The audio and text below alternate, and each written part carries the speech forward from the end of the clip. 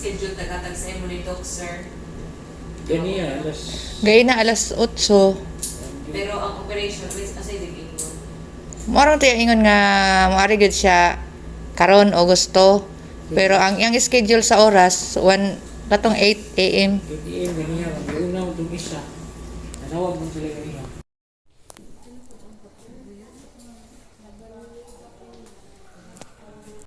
Unang paningin natin dito sa bunggit ng gitna. So, kunwari, sa loob ng mata,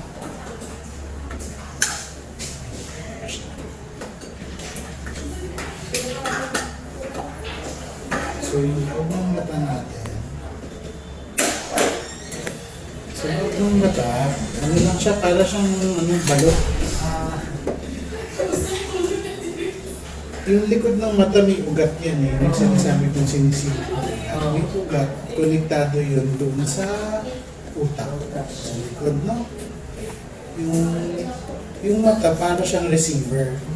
Lahat ng nakikita nating images, ipoproseso sa likod, dadali ng ugat, parang kable yung ugat, packet sa utak. No? Ang nakikita ko lang sa loob ng mata, hanggang dito lang. Kasi pag sinilip ko ng lente sa loob, nasisilip ko yan hanggang dito. Maganda naman po yung nalay ng mata ng retina. Yung retina, yan po yung part ng mata sa likod. Diyan pinoproseso na din yung mga images bago padala sa utak, sa ugat. Maganda yung retina nyo. Kasi pagka meron kayong high blood, diabetes, tapos hindi maganda yung control nyo, pumuputok yung mga ugat na Ay, ganun ba kasi yun? maliliit lang yung ugat sa mata kasi yung mata natin ganito ng kalina. Oo, yes, Doc. Tapos yung yung dugo, galing lahat sa puso. So kung isa lang ang daluyan yan. So pag mayroong problema sa ibang bahagi ng katawan, sa ibang part ng body nyo, unang-una yung lilitaw kung saan may maliliit na ugat. Kasi syempre yung pressure mataas.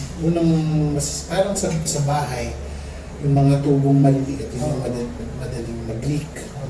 Yung mga malalaking tubong ganyan, medyo kahit high pressure, kaya, di ba? Yung mata, maliliit na ugat dyan.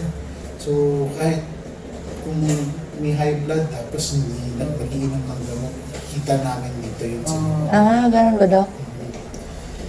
Tapos, palagi kong sinisilip yung ugat ng mata. Pag kahit pterygium, kahit hindi sila konektado. Kasi yung pterygium may balat sa ibabaw na. Pero kasi yung pterygium, pag tinatanggal, kumukuha kami ng balat na maliit sa healthy part para itapal. Kasi hindi mo, yung mga sinuunang mga doktor, kakayunin lang nila yan, tapos bukas yun. Hindi maganda, ngayon actually fini-face out ng ganong technique. Dapat tatapalan mo siya kasi mabilis siya bumalik kung hindi mo siya tapalan. Ang tawag doon, conjunctival autograph. So yung pangtapal, pagka tinanggalan mo to, tapos nilagyan mo dyan, yun tutubo ulit dyan. Pero ito kasi dahil nagkaroon na ng pterygium, pag iniwan mo bukas, hindi maganda yung tubo. So, okay lang na kumuha dito kasi babalikin yung normal. Ito kasi hindi na normal yung